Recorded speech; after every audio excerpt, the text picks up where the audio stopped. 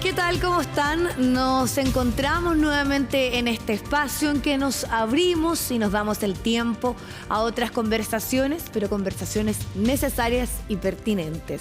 Y hablar de una sexualidad plena, segura y consentida parece bastante evidente, ¿no? Que debiésemos todos aspirar a eso. Y hay un tema, eso sí, clave, fundamental, que es el deseo. Pero el deseo tiene muchos mitos y muchos mandatos.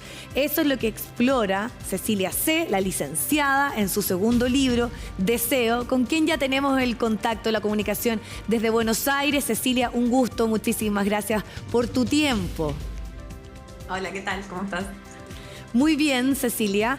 Y quiero partir porque tú abordas el deseo desde una pregunta bien sencilla, pero que de inmediato nos hace reflexionar. El deseo no es como cuando tenemos ganas de dormir o tenemos ganas de comer, porque hay una expresión del cuerpo. Pero lamentablemente se ha expresado más bien, se le ha hecho ver a los seres humanos que tiene que ser así, que hay que sentir placer. Pero no es tan simple, no es tan sencillo. Es un poco abre todo lo que tú indagas y investigas. Además, tú eres psicóloga, sexóloga, para que hagamos también ahí la presentación de los temas. ¿Y por qué el deseo en este libro es algo para ti tan fundamental y del cual conocemos tan poco? Fundamental, porque si entendemos el deseo desde una mirada amplia, que es la propuesta, una mirada holística, podemos entender que el deseo abarca muchas variables y que cuando lo podemos comprender profundamente realmente podemos transformar nuestra sexualidad. Para mí es un viaje que atraviesa nuestra corporalidad, nuestros vínculos, nuestra historia, nuestro día a día, cómo va afectando todas estas variables.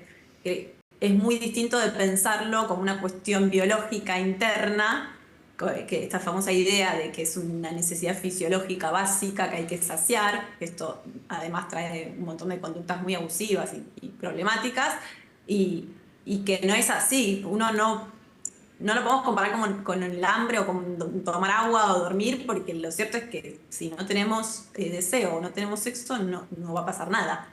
No es que vamos a tener una abstinencia, no es algo fisiológico básico necesario, sino que siempre tiene que ver el deseo con una elección.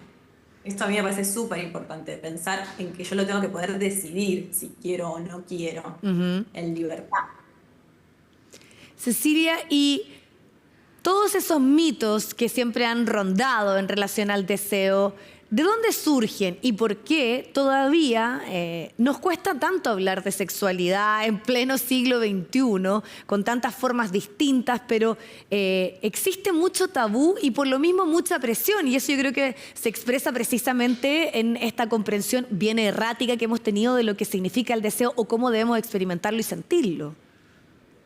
Sí, que es un poco contradictorio, ¿no? Porque uno sabe que es un tema tabú y por el otro lado, hoy por hoy que se empieza a hablar más y a visibilizar y que hay más información, también hay un montón de exigencia y de mandatos. Entonces, por eso está este desafío de poder tener información adecuada para que cada uno pueda hacerse las preguntas necesarias y correrse de todo ese ruido y esa información que nos dice cómo tenemos que hacerlo, cada cuánto, sobre todo estas cosas de la cantidad, y que nos dejan en la vereda de enfrente del placer. O sea, es como esta contradicción de que hablamos de deseo y de placer, pero que se vuelve un deber. Se termina volviendo una exigencia más en un contexto que estamos muy exigidos.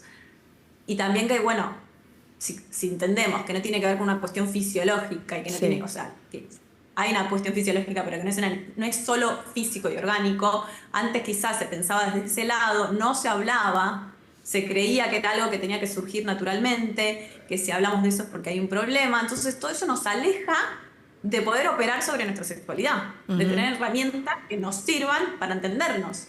Porque lo cierto es que las personas consultan porque necesitan saber si lo que les pasa está bien o está mal. Siempre está esta consulta de no entiendo lo que me sucede. Sí. Pero tenemos que poder darles herramientas para que vayan entendiendo y comprendiendo lo que les pasa a lo largo de la vida, sin necesitar que otro se los vaya validando, que es un poco lo que buscamos siempre en la sexualidad, porque no tenemos información. Busco que alguien me diga si lo que me pasa está bien y me comparo, entonces pienso que lo que le pasa al otro es lo que me tendría que pasar.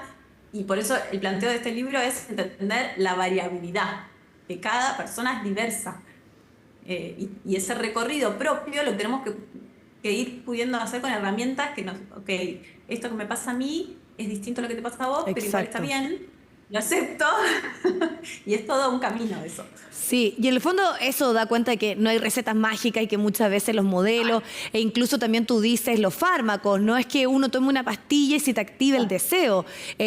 ¿Cómo ha sido también para ti que lo expones, que vamos a hablar también un poco de tu última visita a nuestro país, en esta lógica un poquito más de stand-up o de una conversación cercana que entiendo que le fue increíble, como también lo has hecho en Argentina, en Uruguay, en otros lugares, donde el humor está mucho más presente? Pero uno de los aspectos que siempre surge, sobre todo en las parejas que ya llevan un buen tiempo, matrimonios, cuando hay hijos también, es la diferencia que puede existir precisamente en el deseo entre quienes son parte de esa pareja, que es algo que tú también exploras bastante.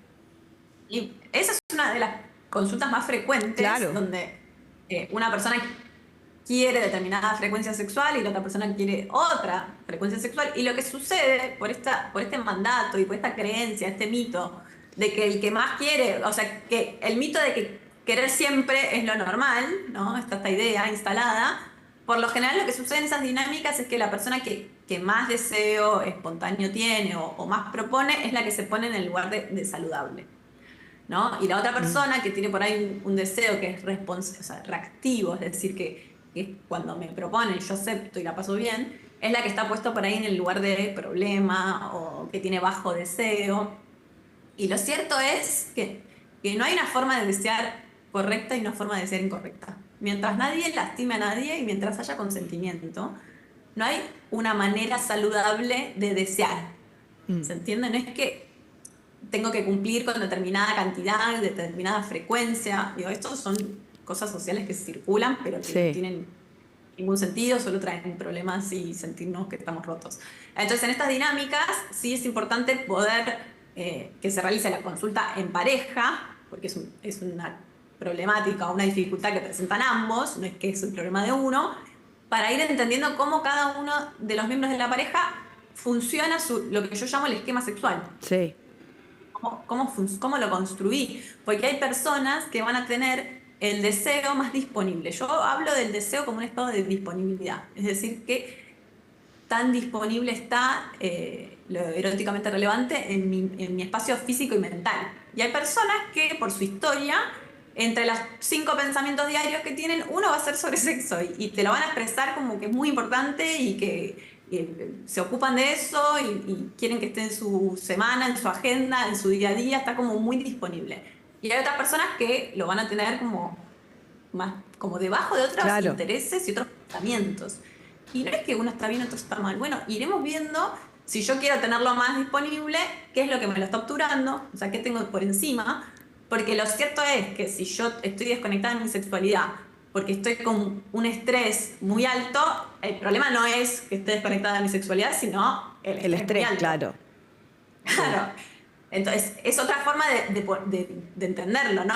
No es patologizar la sexualidad, sino entender que altos niveles de estrés no son saludables. Sí, y qué O que importante. por ahí Sí, no, y me parece que este punto que es clave y central y que tú lo exploras muchísimo, decir, no es que sea más saludable el que tiene más deseo o el que lo necesita más frecuentemente, las relaciones sexuales, sino más bien que ahí hay que volver a algo bastante esencial, ¿no? Que es conversar, darte el tiempo y tú dices, no necesariamente siempre ir a buscar una explicación para poder entender lo que uno está viviendo, sino que tiene que ver muchas veces con procesos, con dinámicas, con situaciones puntuales. Pero aprovechando estos minutos que nos van quedando, obviamente está tu libro, que es este segundo que tú publicas en relación al tema. Sé que tienes muchas participaciones también en varios medios en Argentina, pero estuviste hace muy poco con Beer and Sex Night, con este show, una lógica más de stand-up, con mucho humor, con mucha carcajada, pero a teatro lleno. Cuéntame, ¿por qué crees tú que todavía, volviendo un poco a la pregunta inicial, existen tantos tabúes para hablar del sexo, existe tanto mito, sobre todo en relación al placer femenino, tanto desconocimiento, que es un poco también lo que tú presentas en esto, que es una lógica un poquito más distendida, pero que es precisamente también lo que profundizas en tu libro? Bueno, primero que el tabú se sostiene en el silencio.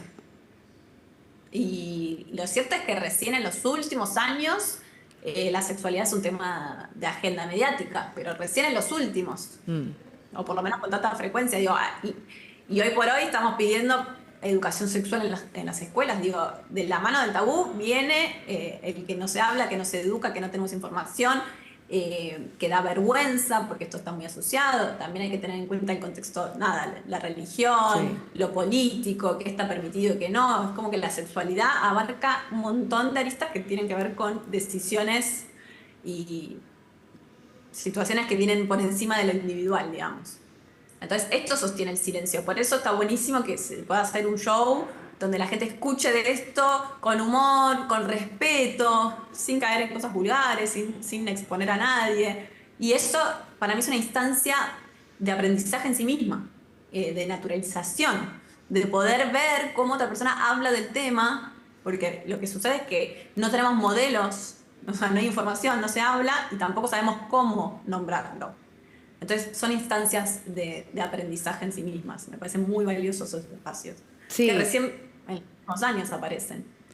No, y que está perfecto y que además tiene la posibilidad al público de escucharte, de interactuar contigo, de relajarse y de hablar del tema, que volvemos un poco a lo que es fundamental. Así que acá además quiero destacar nuevamente Deseo, esta segunda publicación de la editorial Planeta, que está disponible obviamente en nuestro país, donde con un lenguaje bien simple y respondiendo a esas preguntas que siempre han rondado, tú haces acá un trabajo, una investigación, además pensando en todos estos años que te has dedicado al tema. Así que, licenciada, como sé que te llaman allá en los medios también en Argentina, muchísimas gracias por esta conversación y que estés muy bien. Muchas gracias. Saludos para todos por allá. Que estés muy bien. Bueno, acá está toda una exploración en relación al deseo, algo que es fundamental y acá derribando muchos mitos y tabúes. Que estén muy bien. Nos vemos en la próxima.